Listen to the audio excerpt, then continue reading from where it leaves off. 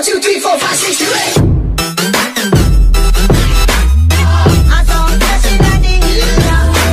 8. Assalamualaikum warahmatullahi wabarakatuh.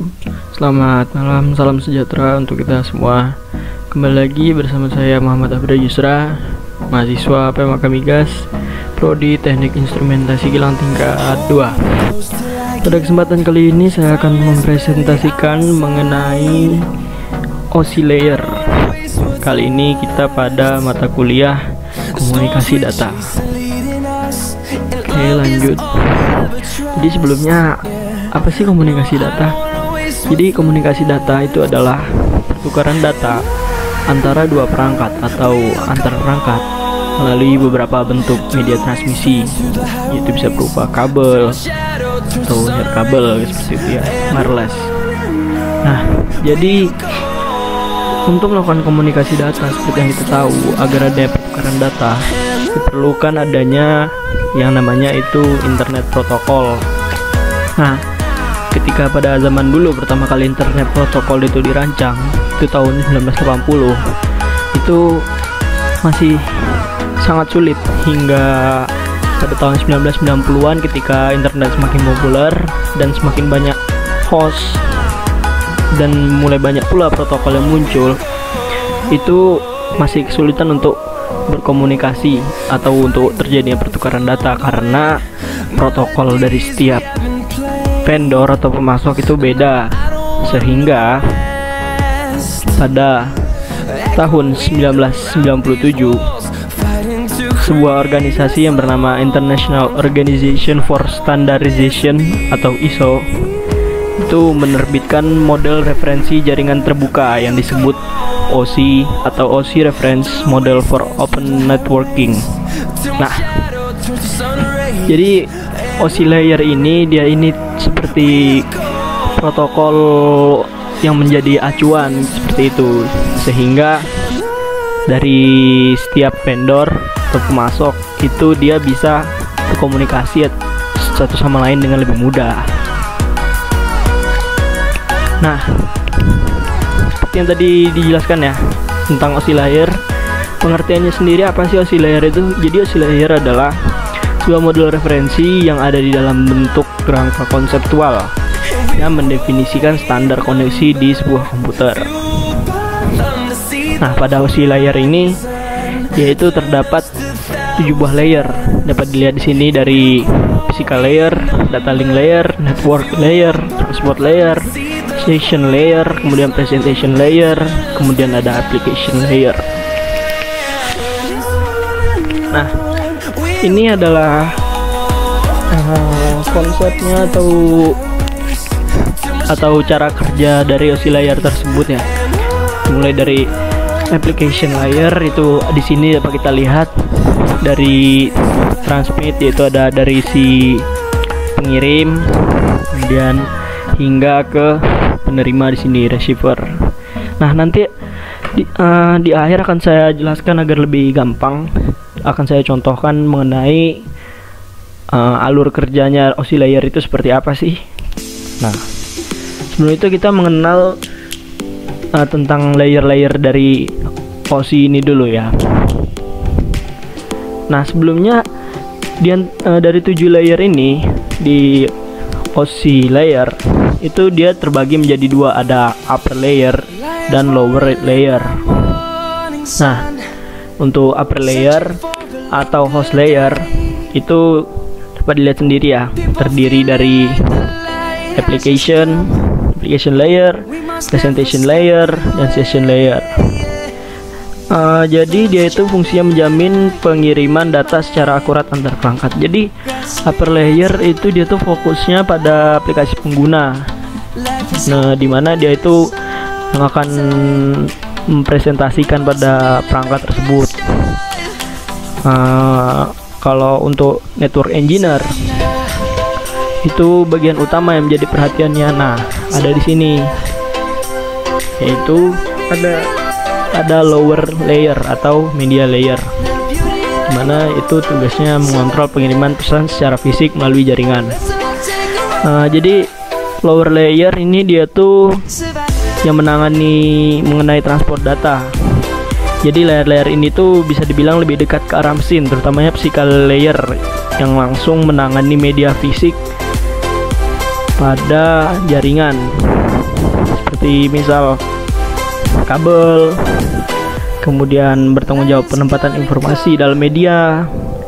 Nah, itu pada sesi lower layer ini juga sangat penting untuk dikuasai para network engineer untuk menangani jaringannya sendiri, seperti itu.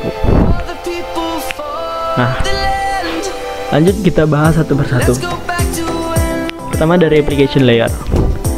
Application layer di sini adalah sebagai interface user ke lingkungan OSI. Kemudian pada application layer itu user bisa berinteraksi melalui suatu program aplikasi atau software. Contoh pelayanan atau protokolnya ada email, yaitu POP3, SMTP, kemudian file transfer, FTP, kemudian browsing, HTTP.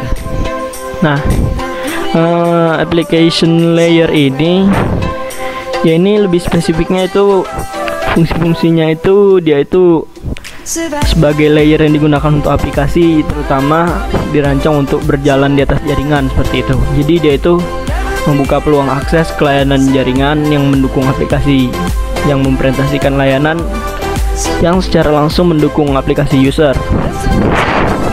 Selain itu dia juga menangani akses jaringan, kemudian mengontrol alur dan recovery error, seperti itu. Kemudian lanjut ke layer ke-6, yaitu presentation layer. Dapat dilihat sendiri, yaitu dia itu untuk mengemas data dari sisi aplikasi sehingga mudah untuk disampaikan untuk lapisan sesi mengirimkannya atau sebaliknya. Kemudian berfungsi untuk mengatasi perbedaan format data, kompresi dan enskripsi. Kemudian contoh pelayanannya atau protokol yaitu ASCII, kemudian JPEG, MPEG, QuickTime, MPEG, terus TIFF, kemudian PIC, MIDI dan FCDIC, seperti itu. Nah, jadi presentation layer itu dia itu seperti melakukan definisi terhadap sintaks yang dipakai oleh host jaringan dalam berkomunikasi. Nah, dia juga bertanggung jawab melakukan enskripsi seperti yang dibilang tadi ya, enskripsi dan deskripsi informasi serta data hingga kemudian bisa dipakai di lapisan aplikasi nantinya. Seperti itu. Nah, kemudian ada session layer, layer ke 5. Session layer di sini dapat dilihat berfungsi untuk mengontrol komunikasi antar aplikasi, membangun, memelihara dan mengakhiri sesi antar aplikasi. Untuk pelayanan atau protokolnya X Windows, SQL, RPC, NetBEUI, ASP yang dapat dibaca terusnya. Penggunaan lapis sesi ini akan menyebabkan proses pertukaran data dilakukan secara bertahap alias tidak sekaligus, seperti itu. Jadi untuk session layer ini dia ini memiliki tanggung jawab ketika mengendalikan sesi koneksi dialog dan juga mengelola dan bahkan dapat pula memutuskan koneksi antar komputer. Jadi agar bisa membentuk sesi komunikasi maka digunakanlah sirkuit virtual yang mana dibuat nantinya oleh transport layer, seperti itu. Kita ke transport layer. Selanjutnya kita ke transfer layer. Di sini dapat dilihat berfungsi untuk transfer data yang handal dan bertanggung jawab atas keutuhan data dalam transmisi data dalam melakukan hubungan pertukaran data antar kedua belah pihak. Nah, ini protokolnya atau paketisasinya itu berupa panjang paket, banyaknya paket, penyusunannya, dan kapan paket-paket tersebut dikirimkan. Nah, transfer layer ini yaitu untuk pengiriman pesan antara 2 atau lebih host. Maka ini dia yang bertanggung jawab seperti itu untuk pengiriman pesan tersebut. Kemudian dia itu juga menangani adanya pemecahan serta penggabungan pesan. Kemudian juga melakukan kontrol untuk keandalan jalur koneksi yang sudah diberikan, seperti itu. Nah, kemudian Lanjut, network layer. Network layer di sini untuk meneruskan paket-paket dari satu node ke node lain dalam jaringan komputer.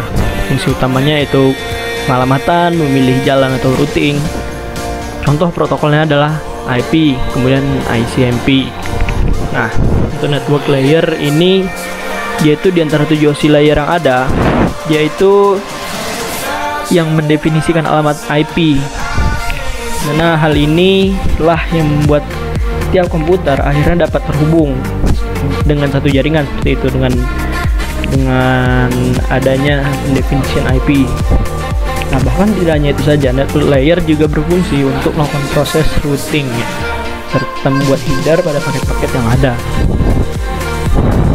Ini adalah IP atau Internet Protocol. Coba dilihat seperti ini, IP address.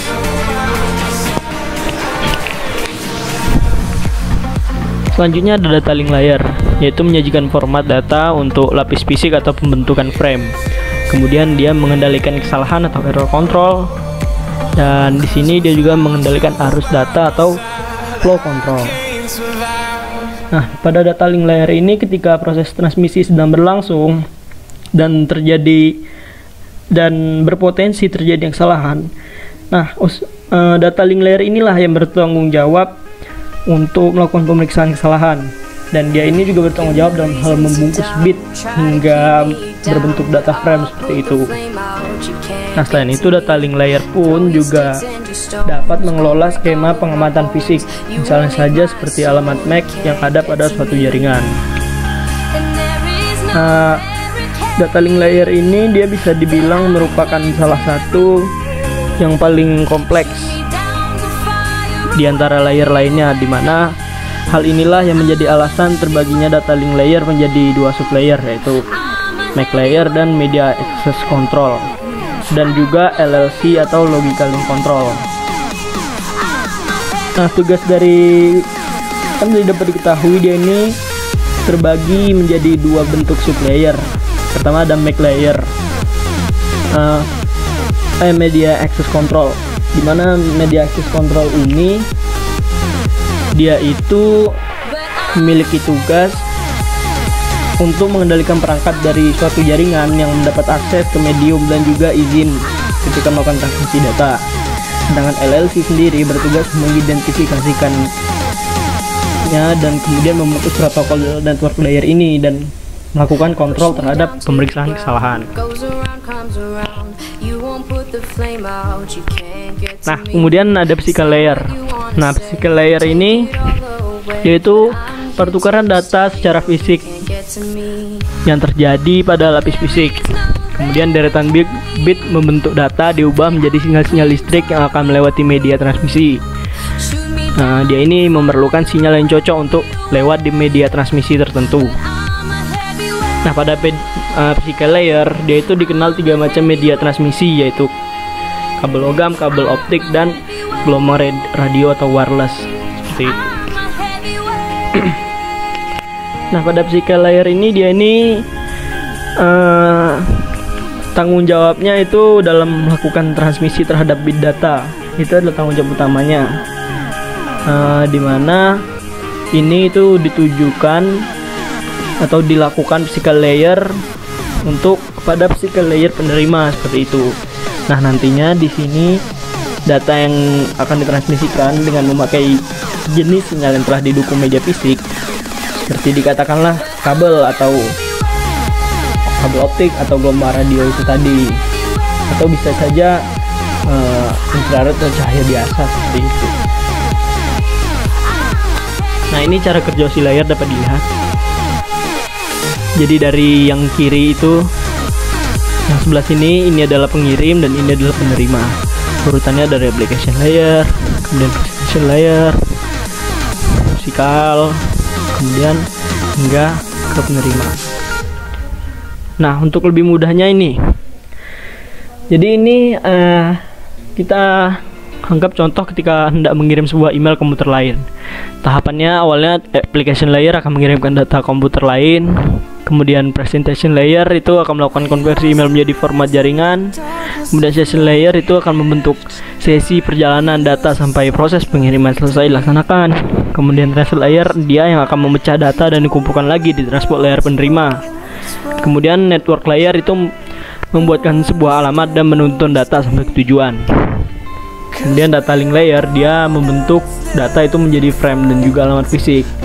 Dan physical player itu yang akan mengirimkannya melalui medium jaringan ke lapisan transport penerima. Setelah itu alurnya berbalik dari physical layer ke application layer pada komputer si penerima, seperti itu. Nah, mungkin itu saja yang dapat saya sampaikan pada kesempatan kali ini. Kurang lebih saya mohon maaf. Terima kasih. Assalamualaikum warahmatullahi wabarakatuh. Sampai bertemu di video-video selanjutnya.